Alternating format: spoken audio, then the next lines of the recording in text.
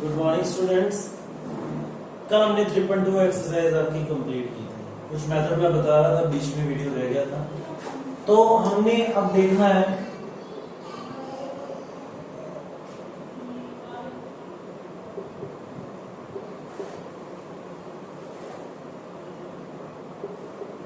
algebraical methods of solving of pair of linear equation in two variables।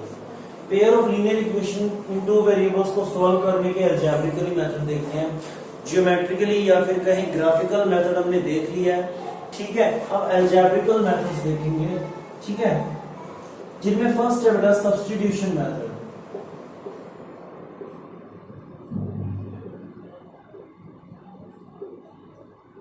First है substitution method, बताऊंगा इसके बारे में डिटेल से। दूसरा है, थर्ड की बात करते हैं, क्रॉस मल्टीप्लिकेशन मेथड।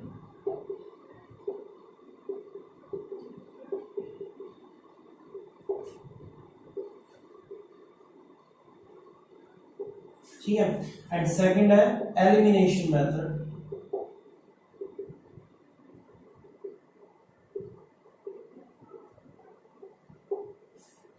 ये तीन मेथड है अलजेब्रिकली, अगर हम किसी पेयर ऑफ लीनियर इक्वेशन को क्या करना चाहते हैं, सॉल्व करना चाहते हैं। ठीक है, substitution method, elimination method and third one is cross multiplication method. अच्छा, अकॉर्डिंग टू सीबीएसई बेटा इस मेथड को इस बार आपके कोर्स से एलिमिनेट कर दिया गया, इसी मेथड को ही एलिमिनेट कर दिया। ठीक है, इस मेथड को सीबीएसई ने क्या किया है, एलिमिनेट कर दिया, तो ये मेथड हट गया आपके यहाँ से। अब हमारे दो ही मेथड बचे हैं अलजेब्रिकली, कौन कौन से, सब्स्टिट्यूशन एंड एलिमिनेशन मेथड। चलिए अब सबसे पहले बात करते हैं सब्स्टिट्यूशन मेथड की। What is called substitution method? देखिए, सब्स्टिट्यूट मतलब किसी ना किसी वैल्यू को कहीं और पुट कर देना। जैसे सब्स्टिट्यूट मतलब कोई वैल्यू को पिक करके किसी दूसरी जगह पे रख देना, किसी दूसरी वैल्यू को फाइंड करने के लिए उसकी वैल्यू को आगे वाली इक्वेशन में रख देना। तो इसके क्वेश्चन से हमें पता चलेगा कि इनको कैसे करना है। तो देखिए, हम स्टार्ट करते हैं आपकी एक्सरसाइज 3.3 का फर्स्ट क्वेश्चन लीजिए। एक्सरसाइज 3.3 सब्स्टिट्यूशन मेथड पर डिपेंड करती है। बेटा किसी भी मेथड से सॉल्व कर लो, ऐसा कुछ नहीं है कि सब्स्टिट्यूशन मेथड से करना है, पर एक पूरी एक्सरसाइज को एक ही मेथड से करने में हमें फायदा क्या होता है? देखिए, हमें फायदा ये हो जाता है कि हमारे माइंड में एक जो मेथड है, हमारा सब्स्टिट्यूशन मेथड है, वो पूरा का पूरा क्लियर हो जाएगा। मतलब मुझे बार बार उसको सोचना नहीं पड़ेगा कि इस मेथड को कैसे किया जाए, इस मेथड को कैसे किया जाए या ना किया जाए। तो एक बार में पूरी एक्सरसाइज के काफी 10-15 क्वेश्चंस होंगे। ठीक है, पार्ट्स में है, कंप्लीटली नहीं है, वैसे तो 4-5 ही है, पर पार्ट्स में कैसे है, 15 क्वेश्चन है। 15 क्वेश्चन को मैं एक ही मेथड से करूंगा तो मेथड क्या हो जाएगा, मेरे दिमाग में सेट हो जाएगा। बस यही एक क्या है, पर्पस है कि ये पूरी एक्सरसाइज को एक ही तरीके से करने का। ठीक है, तो चलिए सब्स्टिट्यूशन मेथड से स्टार्ट करते हैं एक्सरसाइज 3.3 को। फर्स्ट क्वेश्चन का फर्स्ट पार्ट देखिए,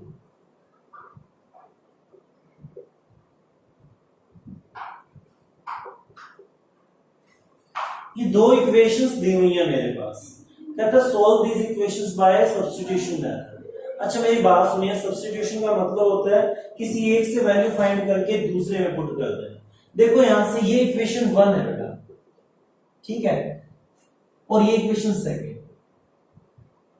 अब मैं इसको अभी सेकंड में बना रहा हूं, मैं देखना इससे क्या करता हूं, मैं इस इक्वेशन को ऐसे लिख सकता हूं, x is equal to y plus 4 लिखा जा सकता है। मैं y को उधर ले गया, y ट्रांसपोजिशन से माइनस से किसमें कन्वर्ट हो गया, प्लस में, तो x is equal to y plus 4। मैं इस इक्वेशन को क्या लिखता हूं, सेकंड इक्वेशन। मतलब मैंने क्या किया, यहां से x की एक वेरिएबल की वैल्यू फाइंड कर ली दूसरे वेरिएबल की फॉर्म। ठीक है, तो x is equal to y plus 4 हो गया। नाउ अब वो वर्ड लिखा जाएगा जिसके लिए हम वर्क कर रहे हैं।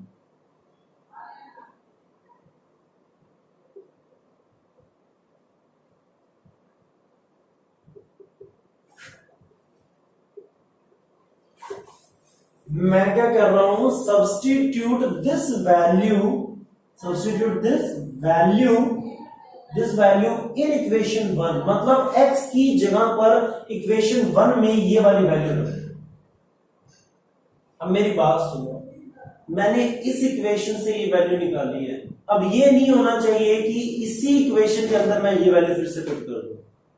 जिस इक्वेशन से फाइंड की है उसमें कभी दोबारा पुट नहीं करनी है वैल्यू, तो वो तो 4 इक्वल्स टू 4 या y इक्वल्स टू y या फिर 1 इक्वल्स टू 1 ऐसा कुछ बन जाएगा वहां पे। ठीक है, तो ऐसे केस में हमें कुछ नहीं करना है, कोई भी वैल्यू नहीं फाइंड करनी है, मतलब उसी इक्वेशन से फाइंड करके उसी में रखना है, नहीं ऐसी गलती नहीं करनी। हमें क्या करना है, एक इक्वेशन से फाइंड करके दूसरी इक्वेशन में वैल्यू पुट करनी है।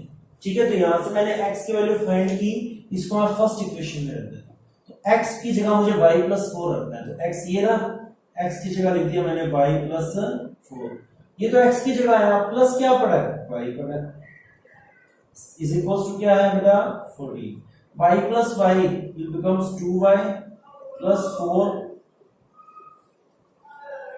प्लस का उधर ट्रांसपोजिशन हो गया, माइनस में कन्वर्ट हुआ, तो 2y इज इक्वल्स टू क्या हो गया 14 माइनस 4, तो 2y इज इक्वल्स टू क्या हो गया 10, 2y इज इक्वल्स टू क्या हो गया बेटा 10, तो 2 मल्टीप्लाई में कहां जाएगा, डिवाइड में 10/2, सो y विल बिकम 5, y मेरा कितना हो गया 5 हो गया, y मेरा कितना हो गया बेटा 5 हो गया। अब ऐसे ही अब मैं x की वैल्यू फाइंड करना चाहूं तो, अरे भाई अब y की वैल्यू चाहे इस इक्वेशन में रख दो चाहे इस इक्वेशन में रख दो, किसी भी इक्वेशन में रख दो, सब्स्टिट्यूट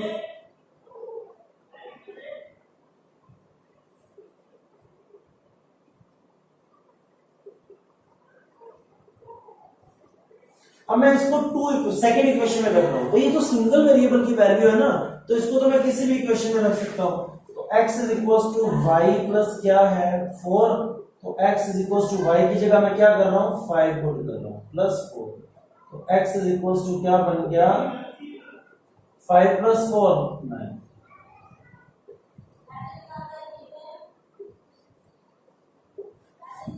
तो ये हमारे आंसर फाइंड करने का तरीका हो गया बेटा। ठीक है, तो 3.3 में सब्स्टिट्यूशन मेथड से हमें क्या करना है, वैल्यू फाइंड करनी है, किसकी, दोनों वेरिएबल्स की, जिसमें हमारे क्या होगी लीनियर इक्वेशन का पेयर होगा बेटा। ठीक है, तो ये सब्स्टिट्यूशन मेथड है हमारा।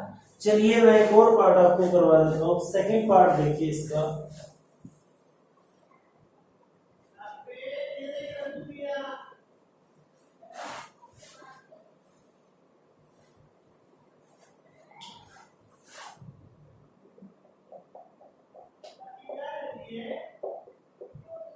s minus t is equals to 3 and s by 3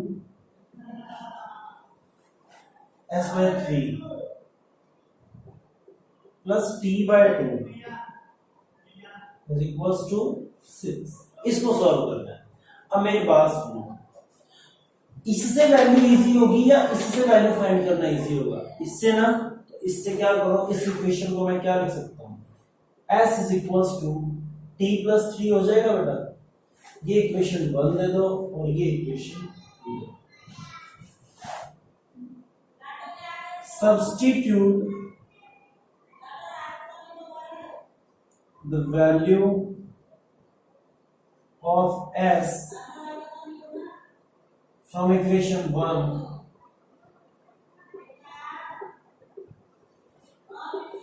in equation, मतलब क्या करो, सब्स्टिट्यूट कर दो कौन सी वैल्यू, s की वैल्यू फ्रॉम इक्वेशन 1, इक्वेशन 1 से जो सब्स्टिट्यूट वैल्यू जो s की है उसे सब्स्टिट्यूट कर दो इन इक्वेशन 2, मतलब सेकंड इक्वेशन में पुट कर दो, तो बस कुछ नहीं करना सेकंड में, तो s की जगह t प्लस 3 पुट करना है, तो s की जगह ये s है, t प्लस 3 डिवाइड में क्या पड़ा है 3 प्लस t बाय 2, तो एलसीएम ले लो भाई, 3 2 जा 6, 3 2 जा 6, 2 2 into ये पूरा, 2 3 जा 3 3 2, ये उधर जाके मल्टीप्लाई हो जाएगा, 2t plus 6 plus 3t is equals to 3 6 6 जा मल्टीप्लाई हो गया 2t प्लस 3t बेटा 5t 6 इधर प्लस क्या होता जाएगा क्या हो जाएगा माइनस का वैसे तो एक बार प्लस लिख लो 36 बन गया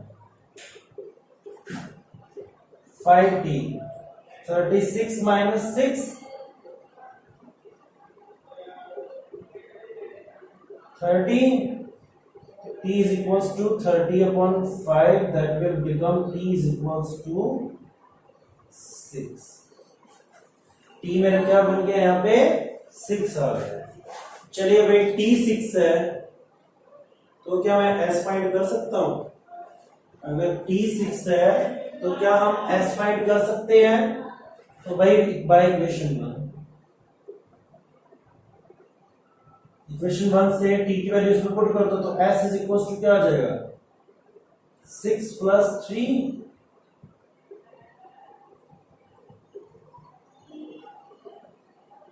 ये समझ आया क्या ठीक है तो इस तरीके से इन क्वेश्चंस को हमें क्या करना है बेटा सॉल्व करना है बहुत इजी क्वेश्चंस है बस इजी वे में इनको लेके चलना है ठीक है चलिए मैं फोर्थ पार्ट करवाता हूं आपके मन में होगा फोर्थ पार्ट कैसे सोल्व हुआ थर्ड पार्ट आप ट्राई करेंगे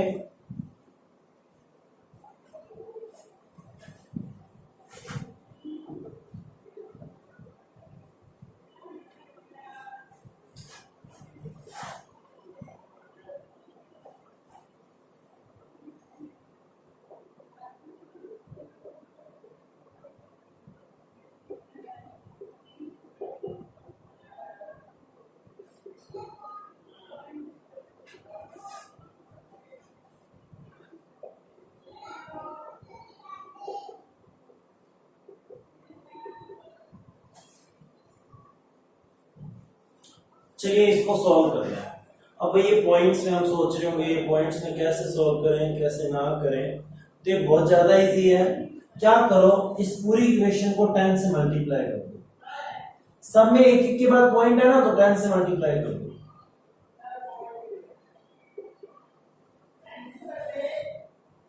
क्या लिखेंगे मल्टीप्लाई इक्वेशन 1 and 2 बाय 10 से मल्टीप्लाई करो तो मैं 0.2x प्लस 0.3y को मल्टीप्लाई करना है किससे 10 से एक इक्वेशन को दोनों तरफ कोई भी एक ऑपरेशन करते हैं तो दूसरी तरफ भी वही ऑपरेशन होता है मतलब प्लस माइनस डिवाइड सब्ट्रैक्ट जो भी है मल्टीप्लाई ठीक है ये सारे दोनों तरफ होते हैं 10 into 0.2 2x 10 into 0.3 3y 1.3 into 10 30 इसे इक्वेशन 3 मानते हैं एंड अभी तो ये फर्स्ट इक्वेशन मल्टीप्लाई हुई है सेकंड को करो 10 into 0.4x plus 0.5y तो 10 into 4x 10 into 0.5 5y 2.3 into 10 23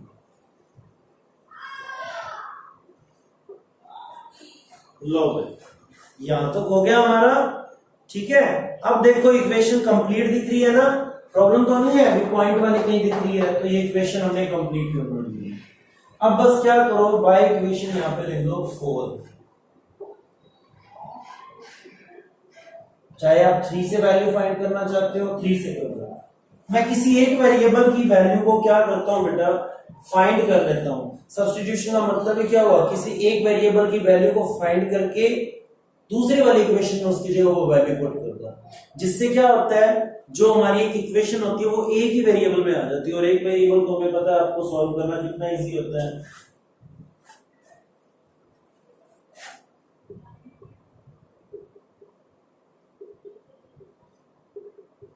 ये है हमारी इक्वेशन इससे 2x इज इक्वल टू क्या हो जाएगा 13 माइनस 3y तो x इज इक्वल टू क्या हो जाएगा 13 माइनस 3y अपॉन 2 अब लिखना है भाई सब्स्टिट्यूट दिस वैल्यू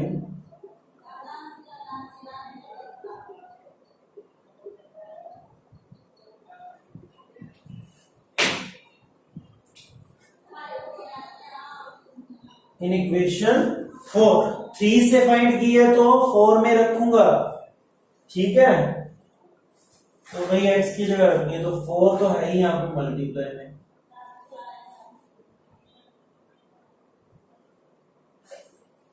x की जगह ये रखना 13 minus 3y upon 2 plus 5y is equals to 20। ये मल्टीप्लाई में है, 2 1 जा 2 2 2 जा 4,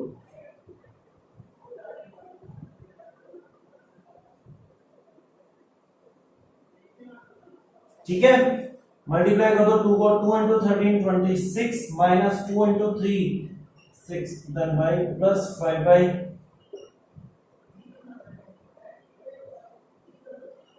माइनस के 6y प्लस के 5y माइनस के y को उधर ले जाओ प्लस का हो जाएगा, 23 को इधर ले आओ तो 23 इधर आके माइनस का हो गया, y उधर जाके प्लस का हो गया। तो y इज इक्वल्स टू क्या आ गया बेटा 3 आ गया, ठीक है 3 आ गया। अब y की वैल्यू को इसमें पुट कर दो, इस इक्वेशन में। हालांकि पुट तो आप इसमें भी कर सकते हो, फोर्थ में भी, लेकिन कोई बात नहीं, इसमें हमारे पास डायरेक्ट आएगा y इक्वेशन, इसको इक्वेशन 5 तो x इज इक्वल्स टू क्या आ जाएगा 13 माइनस 3 इंटू y की वैल्यू रख दी upon 13 minus 9 upon 2, 13 minus 9 will become 4 upon 2, then x is equals to 2।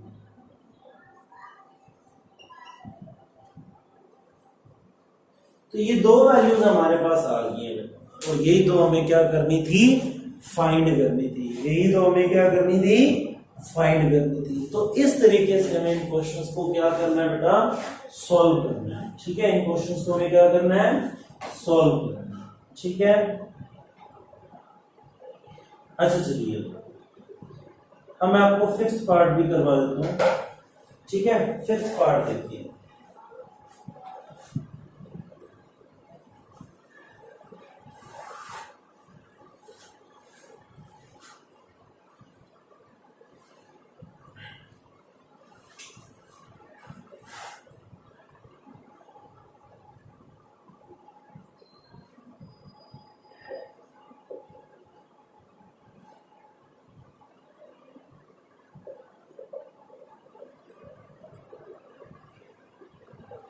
ये दो इक्वेशंस है मेरे पास, इनको मुझे सॉल्व करना है और x और y की क्या करनी है, वैल्यू फाइंड करनी है। x और y की क्या करनी है, वैल्यू फाइंड करनी है। चलिए देखिए कैसे करेंगे। इस इक्वेशन में माइनस है तो इसको सॉल्व करो, इज इक्वल्स टू √8y हो जाएगा। x की वैल्यू फाइंड करनी है तो ये लो भाई √8 upon √3 multiply by, substitute this value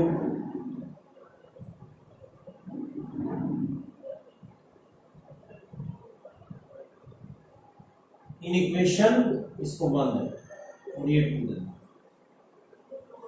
sorry 1 में करनी है, 2 से फाइंड किया तो जिससे फाइंड किया उसमें नहीं रखनी है, 1 में फाइंड 1 में रखनी है। √2 x की जगह ये पुट करना है,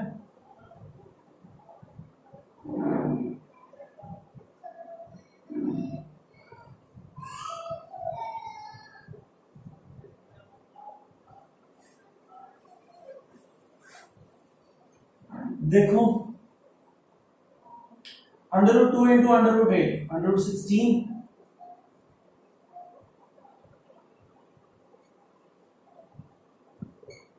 पहले तो जीरो ही आनी है, ये देखिए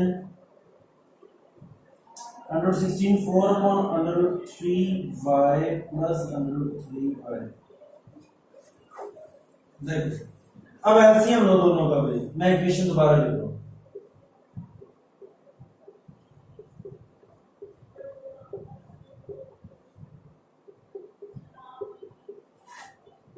दोनों का LCM under root 4y √3 into √3 3y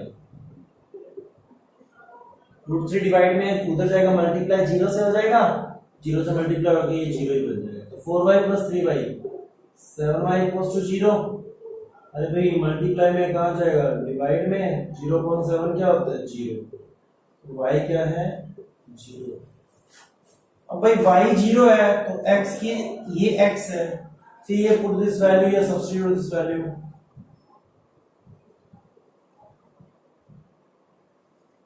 equation 2, तो x = 2।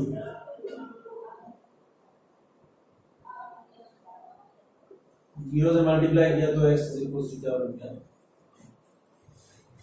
तो भाई y भी 0 है और x भी 0 है।